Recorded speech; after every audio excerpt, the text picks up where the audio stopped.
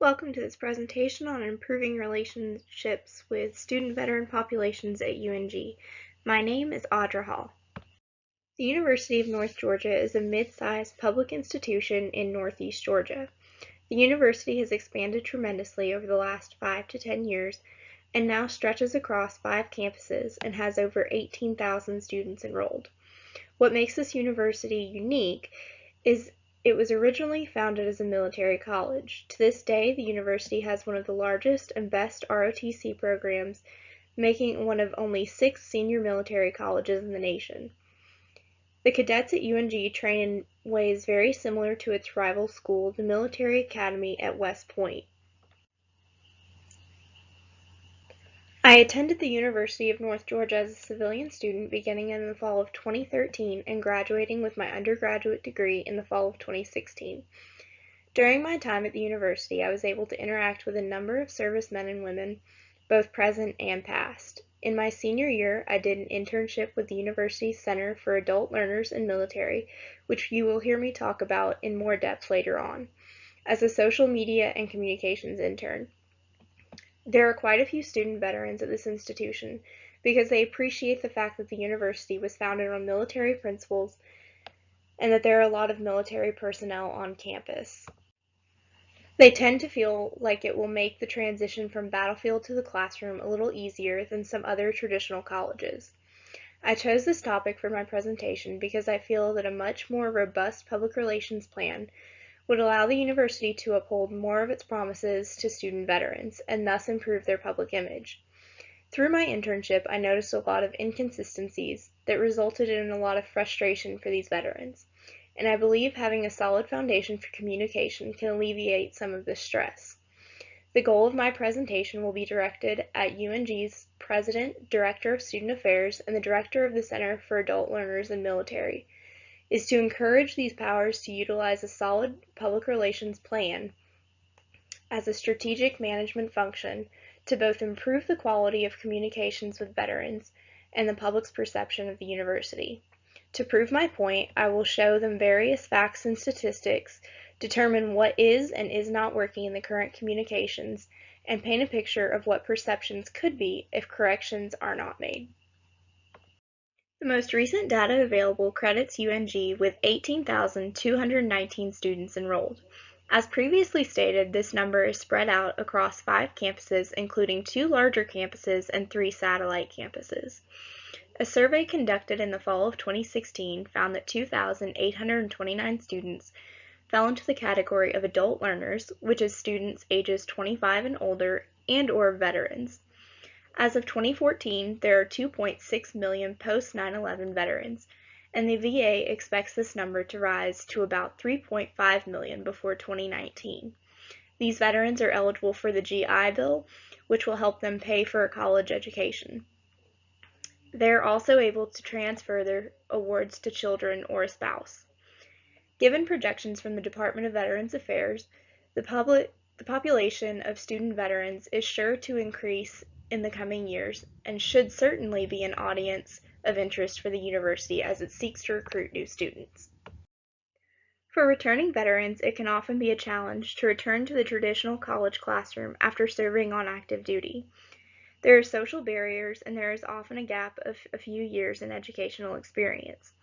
Rather than being fresh out of high school, 18, and having little life experience, veterans are often in their mid to late 20s, if not older, have not been in school for several years, and have had time and opportunity to see and experience the world. The recent influx of veterans returning from active duty to the classroom has prompted research into the transition that these veterans experience as they undergo this rapid life change. One researcher, Holly Wheeler, conducted a study at community colleges and analyzed the transition of these soldiers as they entered the classroom. She found 3 main themes in her research: challenges in academic experiences, the forming of personal relationships, and finding the benefits of bureaucracy. In their study of student veterans, Sandra Burnett of Santa Monica College and John Segoria of California State University focused on the challenges that wounded warriors presented to colleges. They state that the perspective of these warriors will require that educational institutions find new ways of dealing with student veterans and how the university will meet their expectations and needs. The department responsible for communicating with student veterans about special events, opportunities, available services, etc. is the Center for Adult Learners in Military. The 4 employees solely responsible for the running of the department are on 2 different campuses and are responsible for student veterans on all 5 of UNG's campuses. One of these employees is the director, who is supposed to divide her time between the 2 main campuses. 2 of these employees are part-time student workers, one on each of the main campuses, and the 4th employee is also part-time and is responsible for matching military service with college credit. So if you were a student veteran, this employee would look at the courses you've taken through the military and see if you qualify to exempt from any courses with similar content. Communications include emails about events like guest speakers on campus and opportunities specific to student veterans. The center does have a website and social media accounts on Facebook, Twitter, and Instagram, but none of these is updated regularly, and the content is not historically been presented in a way that would draw an interest. There are several elements of the current communications plan that are not allowing the university to reach its full potential in this situation. First of all, there is a lack of effective communication. The university is not providing engaging content for student veterans. How are we supposed to encourage them to choose the university or to participate in some of the services offered if we have hit the snooze button on their brains with boring and irregular emails? There seems to be one means of communication, and that is email.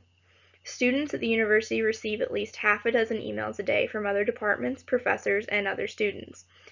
How do we make CALMS the one they want to open and read? A survey I conducted during my internship showed that 16.5% of respondents had never even heard of the Center for Adult Learners in Military. That means that the department isn't even known to almost a fifth of the population it is supposed to be serving. In order to improve our communications efforts with student veterans, we need to establish a means of more effective communication. What will work for UNG? The university needs to put out regular updates on both email and social media to reach a larger group of student veterans. We need to explore other aspects of communication, such as social media, that would allow us to reach the up-and-coming crowd of veterans. In a study conducted in 2015, it was discovered that most public relations efforts are performed over Facebook and Twitter.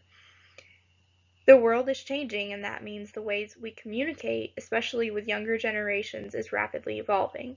We must keep up with these changes so that we do not bore or alienate the audiences we are aiming to reach. We also need to teach the current staff the value of public relations in regards to their work with student veterans. While these efforts may require considerable work, the results will speak for themselves. The university needs to be clear as to the role of CALM for student veterans. What can it do for them? Why do they need it? The center needs to increase their outreach to student veterans through events and by exploring those other avenues of communication other than just emails. Public relations strategies, when employed, can greatly benefit an organization. Putting to use public relations knowledge that has been gathered by practitioners over the ages can allow the University of North Georgia to harness its full potential.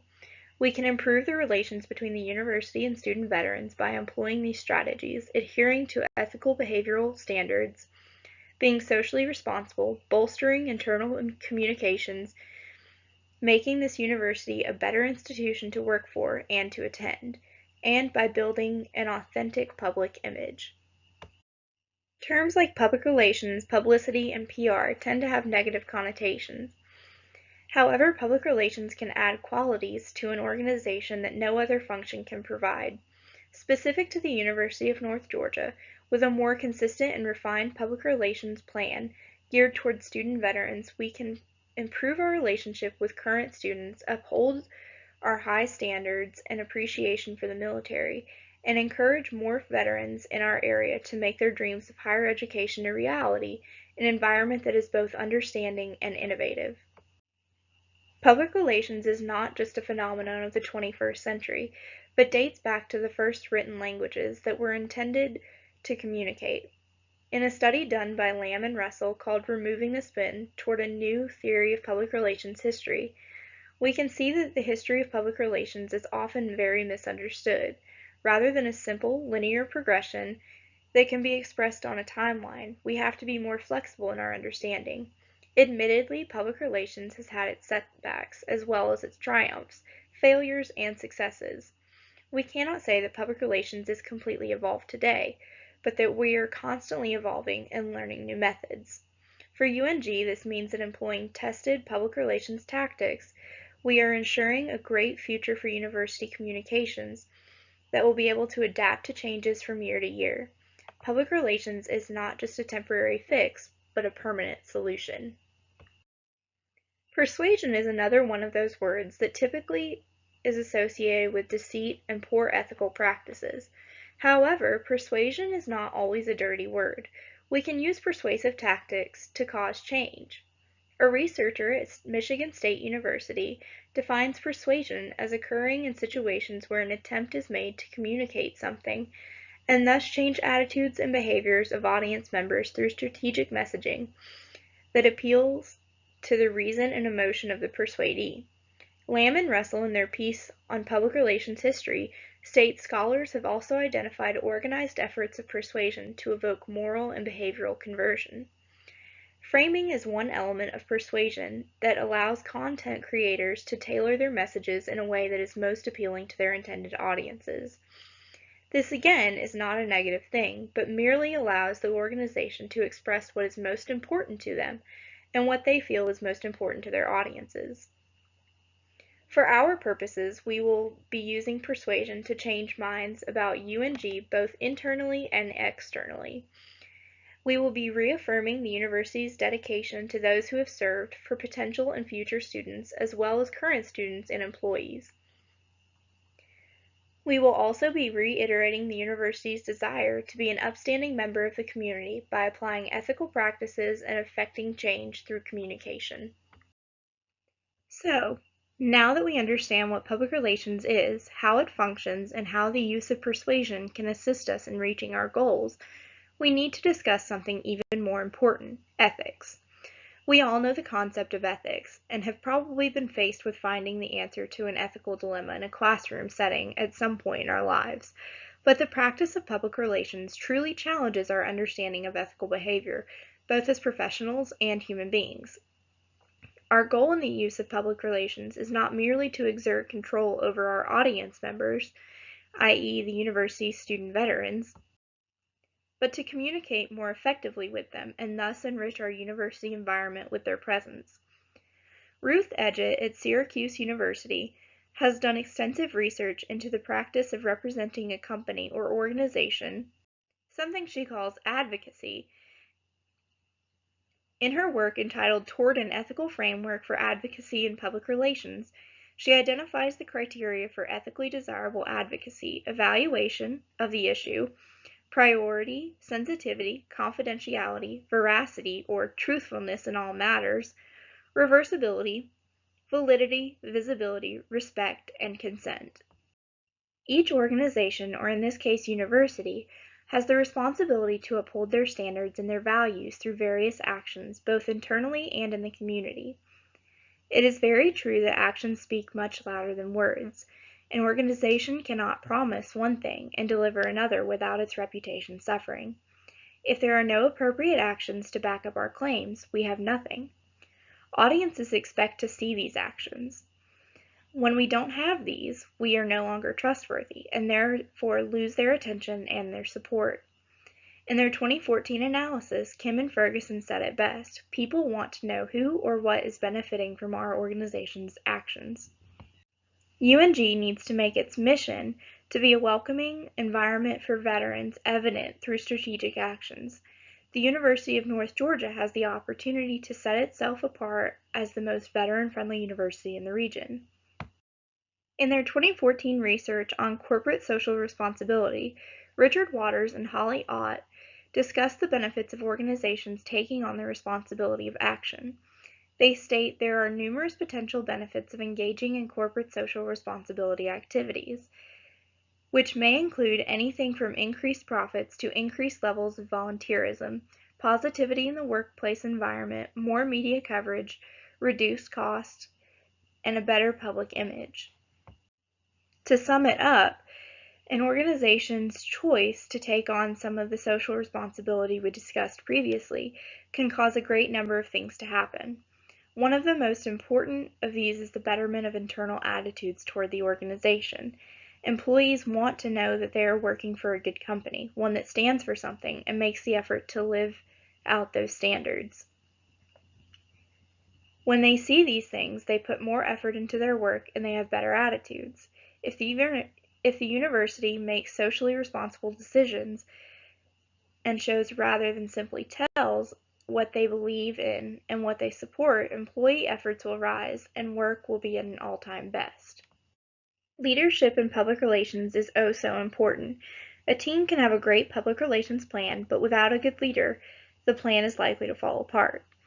A leader in public relations initiatives must think before acting and has to be willing to form a sort of relationship with the members of his or her team in order to see that their plans succeed.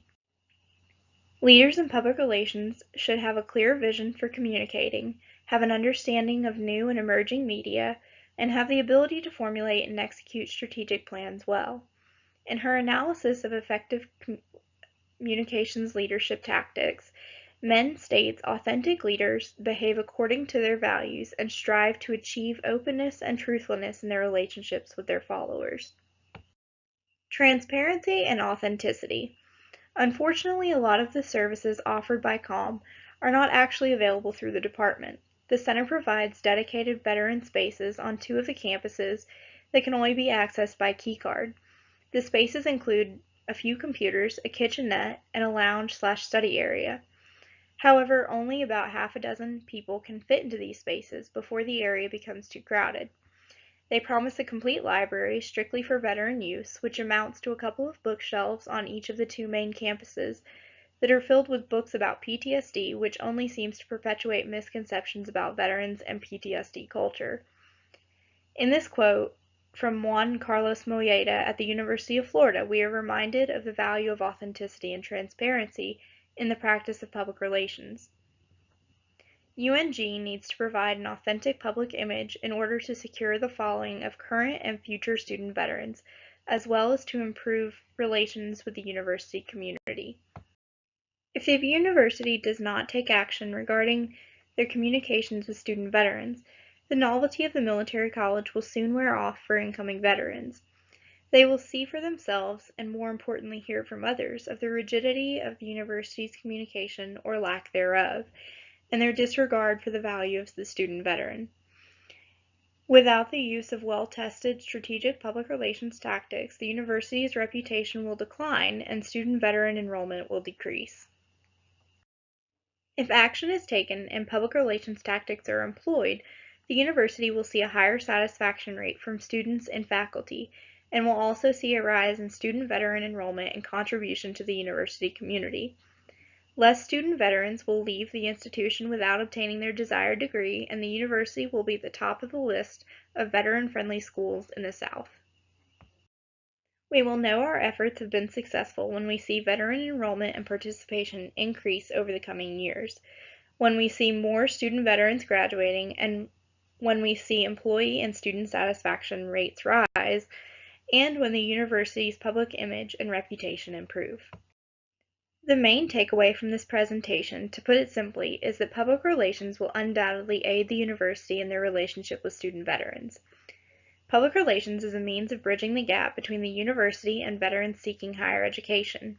Improving these relations will cause a chain reaction that will lead to better internal perspectives, a better external reputation, and a means by which to learn and adapt for the future. All in all, I believe that making these adjustments to the current practices for student veterans at the University of North Georgia will prove their worth and show the uniqueness of the institution to veterans, as well as improve the overall perception of the institution by both internal and external parties. That concludes this presentation. Thank you so much for your time.